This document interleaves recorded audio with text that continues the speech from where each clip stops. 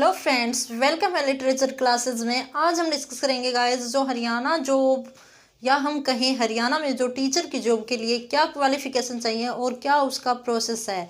इस जो हमारी आज की क्लास है इसके लिए काफ़ी सारे कमेंट आए हैं कि मैम कितने मार्क्स होने चाहिए एमए में और कितने बीएड में होने चाहिए, कैसी जो हमारी कोरस्पोंडेंस के में चलेगी या नहीं चलेगी, उसके साथ साथ 10+2 10th में कितने मार्क्स चाहिए या फिर हम कहें कि इंटरव्यू है या नहीं। तो ढेर सारे हमारे कमेंट्स आते हैं।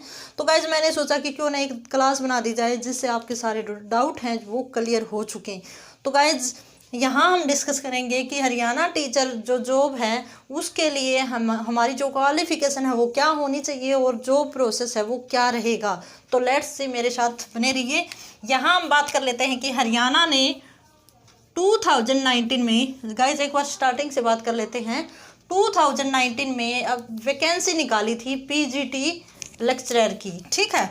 तो क्या निकाली थी पीजीटी लेक्चरर की, समथिंग 3827 पोस्ट उसमें थी। वैकेंसी कितनी थी, पोस्ट कितनी थी, 3827, ठीक है। तो गाइज उनको अभी हाल में ही क्या कर दिया गया है, कैंसिल कर दिया है, ठीक है।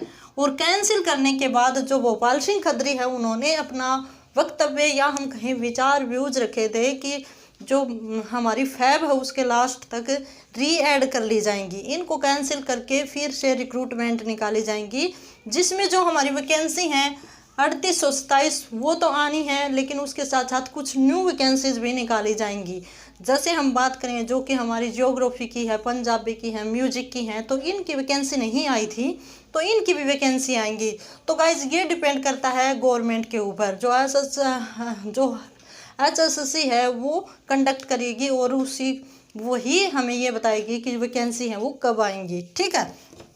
तो अब हम बात कर लेते हैं कि हमारी जो वैकेंसी है वो अब पीक पे है, आने को है। मान लो मार्च में के स्टार्टिंग में आती हैं, मार्च में आती हैं, तो 2-3 मंथ के अंदर इन्होंने कहा था कि विदिन 6 मंथ की इन जो वैकेंसी है इनको फुलफिल करवा ली जाएंगी और जो टीचर हैं वो स्कूल के ग्राउंड में होंगे। ये जो व्यूज दिए थे, ये जो स्टेटमेंट है वो भोपाल सिंह खत्री जी की है, ठीक है। तो अब हम बात कर लेते हैं कि टीचिंग के लिए क्या क्वालिफिकेशन होनी चाहिए, क्वालिफिकेशन क्या होनी चाहिए, ठीक है। तो यहाँ हमारे 10th +2 और BA, ठीक है, 3 तो हमारी क्या होनी चाहिए, ये डिग्री हमारे पास होनी चाहिए, 10th की, +2 की, BA की, और अगर हम PGT में हैं तो MA + BEd, ठीक है। तो ये डिग्री हमारे पास होनी चाहिए। अब गाइस बच्चों की क्योरीज थी कि 10th में कितने मार्क्स चाहिए, BA में क्या होना चाहिए और MA और BEd में कितने मार्क्स होने चाहिए। तो यहाँ हम बात कर लेते कि इन तीनों में जो स्टेटमेंट आई है या हम कहें अब तक जो एग्ज़ाम फिल करवाए गए हैं, फॉर्म फिल करवाए गए हैं, तो 50% इनमें होनी चाहिए। ये बात हमारी निकल के आई है कि 50% आपके क्या होने चाहिए, इनमें मार्क्स होने चाहिए। अब बात आती है BA की।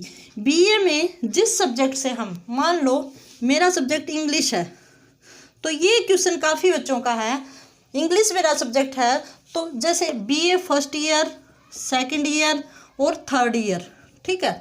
थर्ड ईयर में क्या होना चाहिए, तीनों का एग्रीगेट कितना होना चाहिए, 50% होना चाहिए। अगर हमारे इसमें 60% है और इसमें 40% है और इसमें 50% है तो एग्रीगेट कितना निकल के आता है, 50%। तो ये नहीं होगा कि मान लो एक ईयर में आपके 40% है तो आप एलिजिबल नहीं हो, ठीक है। होगा क्या कि एग्रीगेट कितने होने चाहिए, 50% होने चाहिए। तो ये कंडीशन आई थिंक आपको क्लियर हो गई होगी। अब हम बात कर लेते कि MA, जो हमारी MA है उसमें क्या चाहिए, 50% चाहिए। MA में भी जो हमारे MA है उसमें भी क्या होना चाहिए, 50% आपके मार्क्स होने चाहिए। BEd की बात करें तो BEd हमारी क्या है, एक कोर्स है। BEd हमारा क्या है, एक डिप्लोमा है। क्या है, डिप्लोमा है, ठीक है। तो डिप्लोमा आपका कोई भी ऐसी कंडीशन नहीं रखता कि आपको 50% चाहिए, 60% चाहिए या फिर इतने मार्क्स 45% चाहिए, ठीक है। तो आई होप गाइज आपको ये क्लियर हो गया होगा ये। अब हम बात कर लेते हैं कि जैसे ही हमारा ये हम क्वालिफिकेशन फुलफिल करते हैं तो हमारा क्या होना चाहिए, HTET होना चाहिए। HTET आपको पता है जो कि जनरल कैटेगरी है उसके लिए 90% माना गया, 90 नंबर माने गए हैं, मीन्स 60% होने चाहिए। उससे नीचे अगर हम बात करें जो जिनको क्या है रिजर्वेशन मिला हुआ है जैसे ST वगैरह, तो उनके लिए 85 मार्क्स रखे गए हैं, ठीक है। किसी के 82 हैं OBC वगैरह के। तो आई होप ये भी समझ आ गया होगा। अब हम बात करें कि अगर हमारा HTET क्वालिफाई है, आपका जिस सब्जेक्ट में आपने HTET किया है, तो आप उस वैकेंसी को फुलफिल कर सकते हो, एलिजिबल हो स्क्रीनिंग एग्जाम के लिए, ठीक है। ये होना चाहिए नंबर 1 आपके लिए। फिर नंबर 2 है वो क्या होना चाहिए, HTET होना चाहिए, ठीक है। फिर बात आती है गाइज, एक कमेंट था कि गाइज जो हमारा कोरस्पोंडेंस है, जो हमने MA वगैरह की है या फिर हम कहीं BA वगैरह की है, तो वो एलिजिबल हैं या नहीं। तो 100% गाइज वो एलिजिबल हैं हमारे वैकेंसी के लिए, या हम कहें टीचर की पोस्ट के लिए, ठीक है। तो आई होप यहाँ तक क्लियर है आपके डाउट। अब हम बात कर लेते हैं कि HTET के बाद जो हमारा एग्ज़ाम होगा, थोड़ा सा मैं मिटा देती हूँ।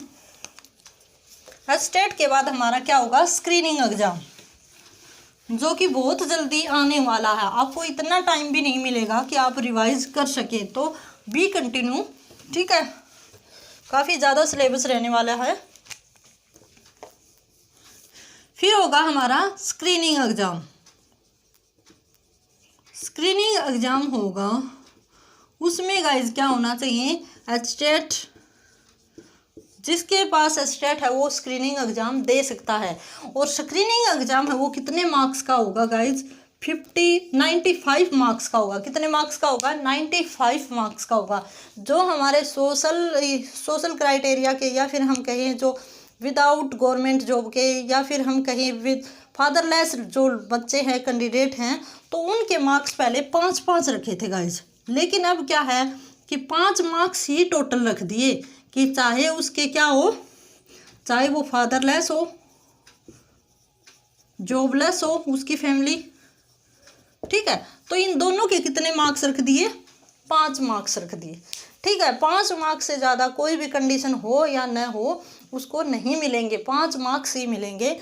जो हमारा एग्ज़ाम 2016 में हुआ था वो 80 मार्क्स का हुआ था गाइज, ठीक है।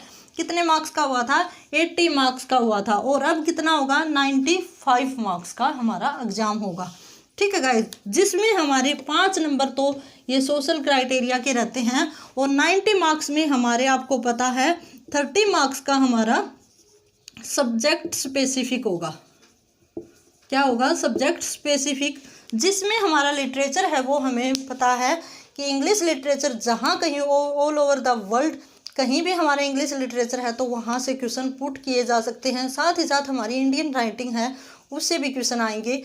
तो आई होप गाइज ये 30 मार्क्स की आप अच्छी तैयारी कर रहे होंगे, ठीक है। उसके बाद अगर हम बात करें तो 25% जो हमारी क्या रहेगी, हरियाणा जीके रहेगी। हरियाणा जीके जो कि 22 से 23 मार्क्स की आएगी, ठीक है। 90 का 25%, ठीक है। तो गाइज काफ़ी ज़्यादा हो जाता है, 30% ये हो जाता है, 25% ये हो जाता है। अब बचता है हमारा 55% के लगभग, क्या बचता है, 55%, या हम कहें 45% के लगभग हमारा बचता है, ठीक है। क्या बचता है, 45% के लगभग हमारा बचता है, ठीक है गाइज। तो 40% है, 45% है, उसमें हमारा क्या होगा, साइंस होगा, हिंदी, इंग्लिश, फिर मैथ्स। ये मैंने आपको बता रखा है, पूरी अलग से क्लासेस बना रखी है मैंने कि क्या सब्जेक्ट क्या सिलेबस रहने वाला है हमारा। रीजनिंग, फिर उसके बाद अगर हम बात करें तो हमारी जो रहते हैं करंट अफेयर, मोस्ट इम्पोर्टेंट ये रहता है। उसके साथ हरियाणा जीके हमने कर ली, नेशनल जीके से भी क्वेश्चन आ जाते हैं, नेशनल जीके से भी क्वेश्चन आ जाते हैं। तो आई होप गाइज कुछ एक आधा इधर उधर दाएं बाएं और रहता होगा, क्योंकि इसके ऊपर गाइज मैंने पूरी अच्छी तरह से क्लास बना रखी है, आप वहां से देख सकते हो प्लेलिस्ट से। तो आई होप गाइज यहाँ तक आपके सारे डाउट है वो क्लियर हो गए होंगे। अब अगर हम बात करें, अगर हमारा स्क्रीनिंग होता है तो स्क्रीनिंग में क्या होता है गाइज, मान लो हमारी पीजीटी इंग्लिश की थी 590 हमारी पोस्ट थी, कितनी वैकेंसी थी, 590 हमारी वैकेंसी थी, 590 हमारी वैकेंसी है। तो मान लो उसकी क्या ले ले, 3 गुना ये ले लेते हैं, ठीक है, 3 गुना ये बंदे ले लेते हैं, मीन्स 1700 के आसपास, 1800 के आसपास ये बंदे ले लेते हैं। तो हमारी जो कट ऑफ जाएगी वो स्क्रीनिंग एग्जाम से जाएगी, ठीक है। एस्टेट के हमारे क्वेश्चंस हैं वो, सॉरी नंबर हैं वो नहीं जुड़ते, जो स्क्रीनिंग में हम गेन करते हैं वही नंबर यहाँ लगेंगे, और उसी के वे पे क्या हो गई, उसी के भी हाफ पे हमारी क्या होगी, कट ऑफ जाएगी, और उसमें जो बंदे सेलेक्ट किए जाएंगे विदाउट इंटरव्यू, वहाँ क्या नहीं होगा, इंटरव्यू नहीं होगा, विदाउट इंटरव्यू हमारा क्या होगा, सिलेक्शन होगा, डीवी होगी, स्क्रूटनी होगी, और उसके साथ हमारा फाइनल जो हमारा सिलेक्शन हो जाएगा। तो आई होप गाइज ये पूरा प्रोसेस आपको समझ आ गया होगा। अब भी कोई डाउट बचता है तो आप मुझे कमेंट बॉक्स में कमेंट करके बता सकते हैं, मैं उसको आपसे ही सोल्व करूँगी। तो आई होप गाइज काफ़ी बेनिफिशियल भी रहेगी, आपकी जो डाउट थे वे क्लियर भी हो गए होंगे, और इसी के साथ हैवी गुड डे।